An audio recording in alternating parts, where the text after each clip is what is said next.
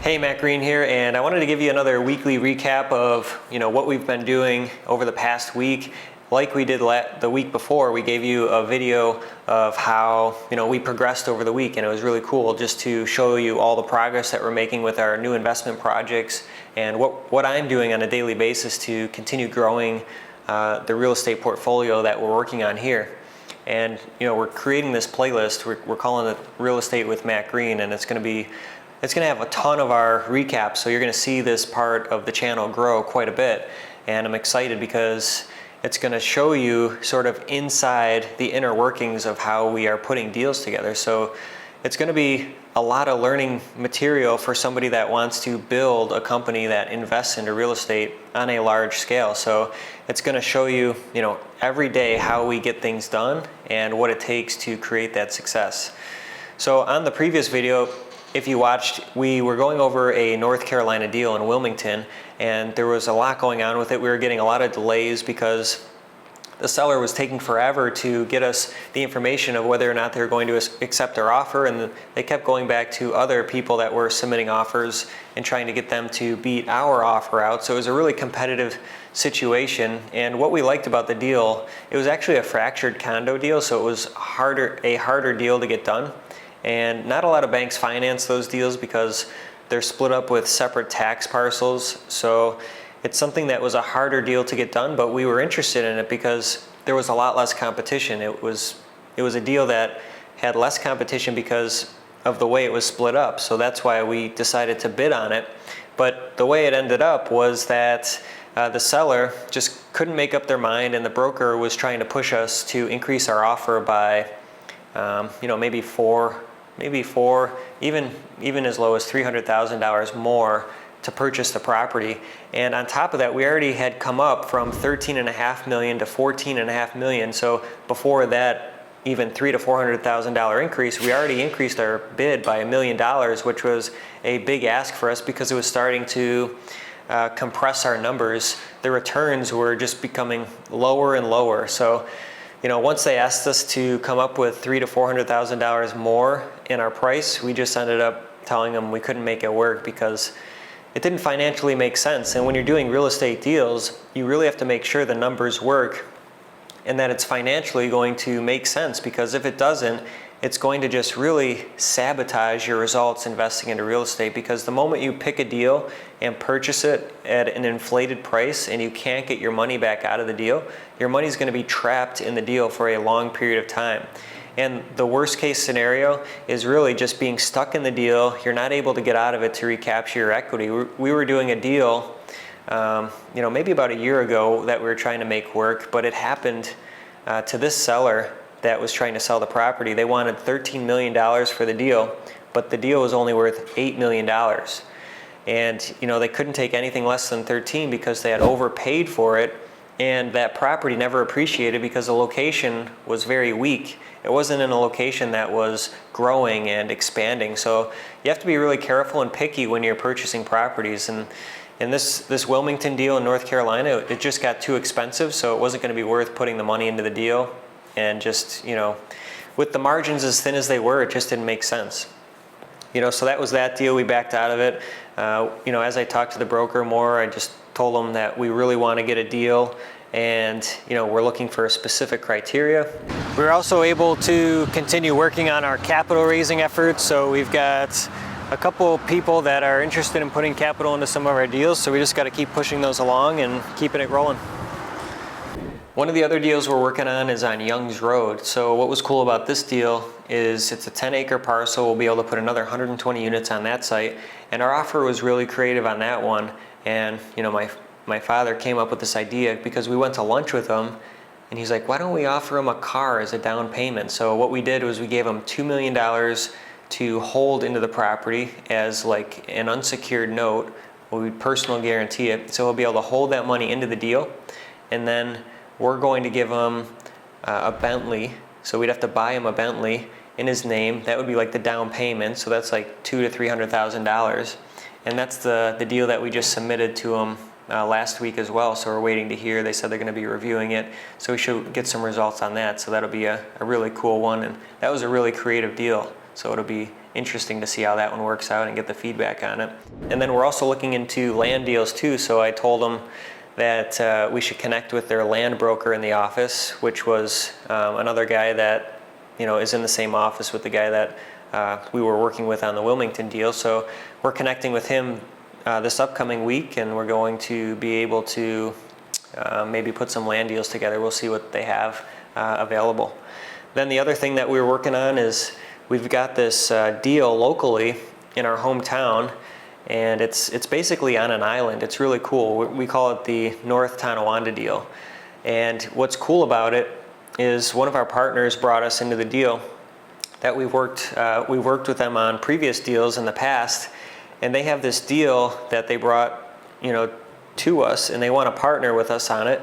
And what's neat about it is it's 20 acres in size, and it's could be an $80 million deal that we work on. We're in the early process of putting everything together. So basically last week we did a tour of the property. We went and just walked it to just get a good feel for what the property was and what the potential could be. Then after we did the tour, we looked at some of the other properties up the road that were similar, that were new construction. So we kind of looked at the market to see if other properties were filling up or not.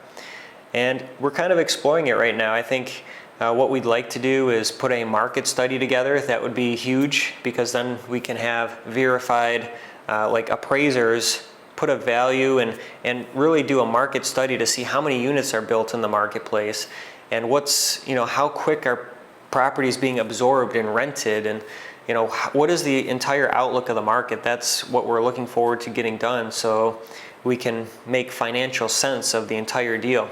Then also from there, once we have the deal under contract, we've done our market study, we'll then put a site plan together to see what we can fit on the property. And probably a deal of this size, since it's so large, we'll probably phase it in, because you wouldn't want to build $80 million of property all within a couple of years, because it would just be too big and it wouldn't be absorbed very quickly. It takes time, and it really depends on the market. Like maybe if you're in Tampa, Florida, you can put an $80 million deal up and it will be absorbed very quickly by the marketplace. But in our hometown in Buffalo, New York, it's smaller, so things are absorbed slower because the market's smaller. So you have to build it in phases. Typically a phase, it could be 40 to 50 units in size. So when you build it to that size, you can build your 50 units, lease them up, then start working on the next buildings, and then you kind of phase it in, so that way you don't put a ton of capital out and invest a ton of money and then you have no revenues to support it. So that's why phasing is really critical, depending on what type of market you're in, and figuring it out from there.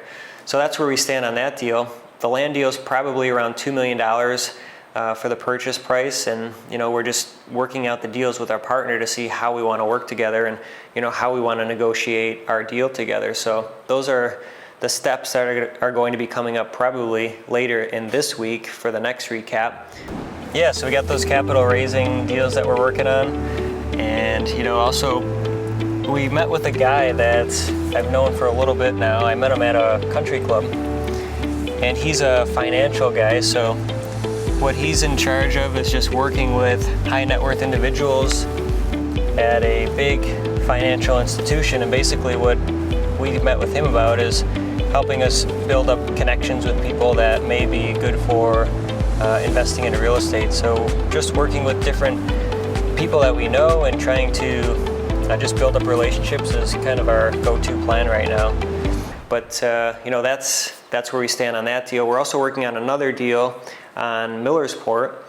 This is a deal that we submitted a letter of intent on. We heard that somebody was putting a bid on the property, and they had been dragging their feet with it for about 5 months. So we ended up submitting our offer on the deal, and they accepted it. It took us a little bit of persistence and hard work, but one of the guys in the office, we were meeting one day, and he said, "Hey, what about that property on Millersport? Would that fit what we're doing?" So we pulled it up, and then it made sense. And it was a deal I actually had talked to the seller about years ago, but they had wanted $3 million at the time, and now today they only want $2 million.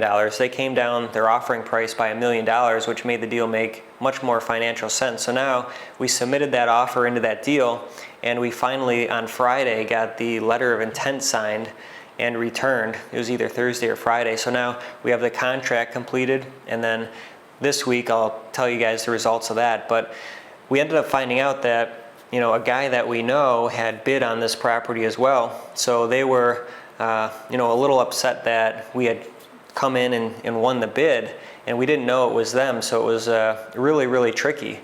And so now we're trying to figure out, what the best way to move forward is with it. Our goal is to build out the project and create a huge success with it. We want to put in about 100 to 120 apartments on the site. So we're excited to put that deal together and bring it along. And what's really cool about that deal is the way we put the offer together is we offered a really strong offering price. We offered $2 million, and the contract, we put a 6-month due diligence period in. I think on our first pass we put like a year, or we didn't even put a time limit on it. We want a contingency to get town approval on what we want to build on the site. But after they saw that offer, they looked at it, but they didn't take it as seriously. So I submitted a revised offer, and I said, okay, we'll just do due diligence for 6 months, no contingency. So I think that was really powerful. And what we did to take it a step further was we put hard money into the deal, which was really, really exciting. And typically they don't really even do that type of offering locally here. Usually you put an earnest money deposit down, and then if the due diligence doesn't go through, then you get a refund of your deposit. But what we did on this deal, which was really cool, is we put non-refundable money down, which I think was really attractive to the seller, because when we put our deposit down, it was basically, it wasn't anything crazy. It was a $20,000 deposit. So what we crafted in our offer was, so upon signing the contract, we'll give you $10,000, and it will be non-refundable. And then once we waive our due diligence in 6 months, we'll give them the other $10,000 non-refundable, which will be deducted at closing. But I think that just made a little difference that, our money that we submit for our deposit is going to be what is called hard money, and it's not going to be refundable. So I think it's going to go really well. We're excited to get the contract back. We've been drafting it and in the process of sending it out. So I think that deal is going to go really well, and we're going to be able to put about 120 units on it. So it's going to be a home run. The average household income in the area is $120,000, so the demographics are good, and apartments in that area are really strong and they're really nice. There's a lot of luxury apartments in the area. It's going to be a really nice project, so that one's in the works. And then also, we've got a little bit of golf coming up. So I played, we got stuff coming up. We're playing at this really cool country club called Oak Hill, so looking forward to that. And then last week on Friday, a few days ago, I played at the Country Club of Buffalo, which was a cool course. It's got a really nice course that was designed by Donald Ross, which was a famous golf architect. So that was a cool course. The greens were really difficult. So we had a couple caddies that had our clubs, and then we played a round of 18 holes, so it was a lot of fun. And that's the weekly recap. So we've got a lot of new exciting stuff coming up next week. I'm excited to share it with you. There's some really cutting edge new things that we're working on, and I'll be able to update you on these new deals that we're trying to finalize, which are really exciting. We're getting through some of the competition and fighting through to win over these deals, so excited to share with you the progress and hopefully share that we've got them all under contract. So I'll keep you posted in the next video.